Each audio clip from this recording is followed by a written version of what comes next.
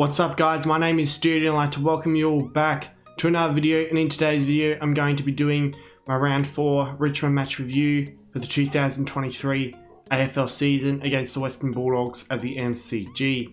So we lost the game by 5 points. The final score was 12-17, 89 to 12-12, 84. I'm not sure when this video will be released. I do have a barbecue to go to after this, and that's at like lunchtime, so this will probably be posted in the afternoon. Now I did live stream this game, my live reaction, so if you want you can go ahead and have a look at it, but if you don't want to watch a full almost 3-hour live stream, I do plan on doing a highlight video of the stream, just of like the key moments of the stream, you know, any moments where Richmond kick a goal, any moments where Richmond get robbed. I'll put it all together in like a highlights package and I'll post it hopefully tomorrow.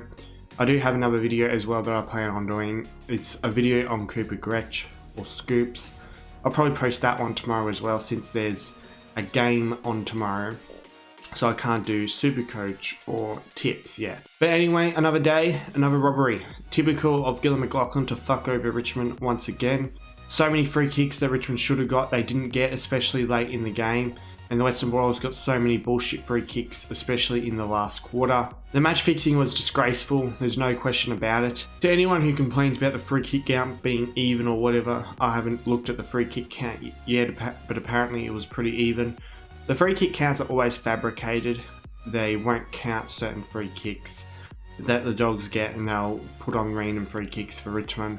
It's just another way that the AFL manipulate the fans to scam them. So basically it was a shit start to the game. The Dogs had a pretty decent lead early on and got out to a 29-point lead in the second quarter, but then things started to click and we came back from 29 points down in the second quarter and we led by 14 points at half time after kicking 8 goals in the second quarter. So it looked like things were going well for us despite match fixing going on. Jack Graham goes down with an injury, so we had to use our sub, which was shit. And then the third quarter comes along, it's pissing down with rain, which obviously suited the Western Bulldogs. What we would have done had Graham not got injured is that I'm sure Samson Ryan would have been subbed out. So it certainly would have helped us if we had one less tool on the field. But the scoring dried up after that, and we don't like low scoring games, we prefer high scoring games. We only kicked 2 goals in the second half. Now the game ended up going down to the wire. Shea Bolton kicked a goal with 33 seconds to go to give us a chance. But obviously in the end the match fixing was just too much. So just have a look at the stats here. We were plus 28 in disposals. The Dogs were plus 21 in the kicks, but we were plus 49 in the handballs. So we definitely should have kicked the ball a bit more. I was getting pissed off by some of the handballs. We were minus 16 in the inside 50s, so that doesn't suit us because we are a lot better when we get way more inside 50s. We were minus 3% in disposal efficiency.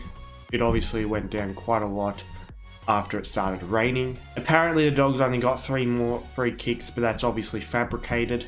We were plus 15 in the headouts. We usually win the headouts pretty easily. We're minus 15 in the clearances. Hopper didn't have the best game. Neither did Taranto. Well, Taranto did step up after, say, half time. He only had 4 Supercoach points at quarter time though. We're plus 5 in the contested possessions, so obviously we were harder at the ball than the Bullfrogs were. We were plus 22 in uncontested possessions, and we were plus 2 in turnovers, meaning we had 2 less turnovers than the Western Bulldogs. We're minus 21 in the marks, but we have never really cared about marks. We're plus 14 in the tackles, as we usually win the tackles. And yeah, I guess that's all the relevant stuff. So we'll have a look at the player stats right now. Alright, so have a look at the disposal getters. Danny Rowley got 29, Tim Taranto 27, Liam Baker 25, Jacob Hopper 24, Dustin Martin 23, 21 to Nick Vlaston and Noah Cumberland, and 20 to Dion Prestia, Marlene Pickett, and Judson Clark. Here are the goal kickers for this match. Shea Bolton kicked 3, Tom Lynch kicked 2, and singles to Tim Taranto, Samson Ryan, Hugo Rouse-Smith, Dustin Martin, Jacob Hopper, Noah Cumberland, and Judson Clark. Alright, now it's time to do the votes. Now it's pretty tough this week, so I've had to really think about it. Now, here's what I'm going to do. I'm going to give one vote to Liam Baker. I just think he was really good again with his 29 disposals. He got 4 tackles as well. He looked solid, so I'll give him one vote. I'm going to give 2 votes to Shea Bolton, who got 16 disposals and kicked 3 goals. So he was our leading goal kicker. And also he got over 400 metres gained, which is the 3rd most out of anyone, despite only getting 16 disposals. And the 3 votes for best on ground, I'm going to be giving to Daniel Rioli, with 29 disposals, 4 marks, 7 tackles. He was really good again. So I'll put the leaderboard up on the screen right now. Daniel Rioli should be in the lead. I think he's on about 7 votes or something like that. I remember in years previous when Dustin Martin used to always dominate the Stoody medal, whatever medal it was called back in the day, but now it's a lot more open, which is pretty good. Now it's time to decide Spud of the Week.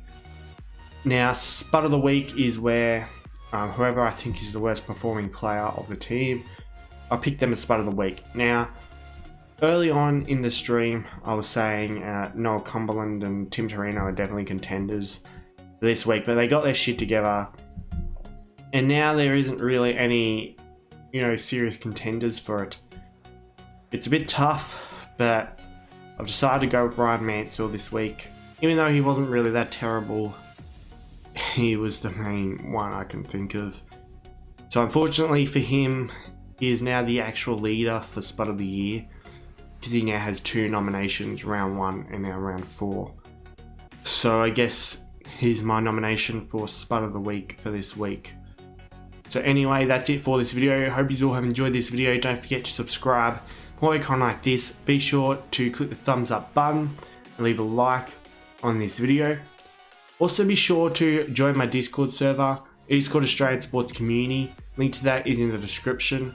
Also be sure to subscribe to my second YouTube channel. It is called Stoody Archives. Link to that is also in the description. Also be sure to follow me on my other social media accounts. I have Instagram, I have Twitter, and I also have TikTok. The username for all of those is StoodyYT, and links to all of those will also be in the description. I hope you've had a good day, and I'll see you all in the next video.